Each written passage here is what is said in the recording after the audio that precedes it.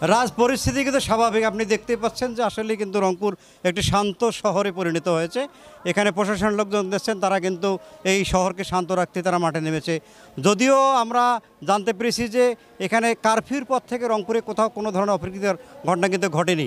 আপনি দেখতে পাচ্ছেন এখানে পুলিশ রয়েছে, এখানে বিজিবি রয়েছে, এখানে সেনাবাহিনীর পাশাপাশি তারা কাজ করছেন।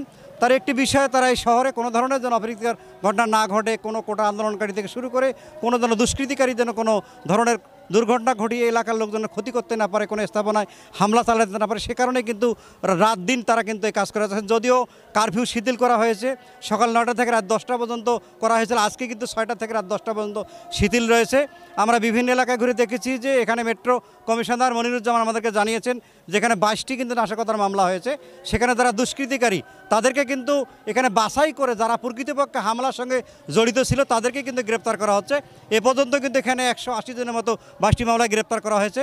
এমনই আমাদেরকে জানিয়েছেন রেঞ্জ ডিআইজি যে রংপুর কিন্তু রেঞ্জে 8 জেলায় কিন্তু নাশকতার মামলা হয়েছে। যারা প্রকৃতপক্ষে এই নাশকতার সঙ্গে জড়িত তাদেরকে কিন্তু শনাক্ত করেই কিন্তু গ্রেপ্তার করা হচ্ছে। জেলা পুলিশেও কিন্তু একই তারা জানিয়েছেন যে আমরা কিন্তু কোনো ধরনের সব মিলে কিন্তু আমরা এখানে দেখেছি যে রংপুরে কিন্তু যে সুন্দর পরিবেশটি বজায় রাখার জন্য প্রশাসনের পক্ষ থেকে যে নির্বিচ্ছিন্ন নিরাপত্তা রয়েছে সেটা কিন্তু তারা বজায় রেখে তারা কাজ করছেন।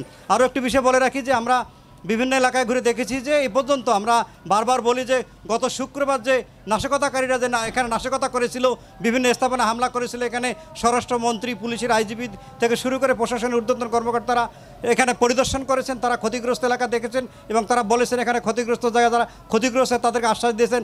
আপনি জানেন যে প্রধানমন্ত্রী প্রতিশ্রুতি দিয়ে কিন্তু রক্ষা করছেন, তারা প্রতিটি এলাকা কিন্তু তারা পরিদর্শন করে তারা কিন্তু বলছেন যে এখানে আর যেন ভীতিকর পরিস্থিতি সৃষ্টি না হয় সেক্ষেত্রে প্রশাসন তৎপর রয়েছে। তারা কারফিউ বলবতের পাশাপাশি আপনি জানতে পারেন যে সব মিলিয়ে কিন্তু আমরা রংপুরে দেখেছি যে এখানে যেমন মামলা রয়েছে বাছাই করে যারা নাশকতার সঙ্গে জড়িত তাদেরকে গ্রেপ্তার করা হচ্ছে এবং কোনো ধরনের যেন অপ্রীতিকর ঘটনা না ঘটে সে কারণে প্রশাসন প্রস্তুত রয়েছে। রাজ।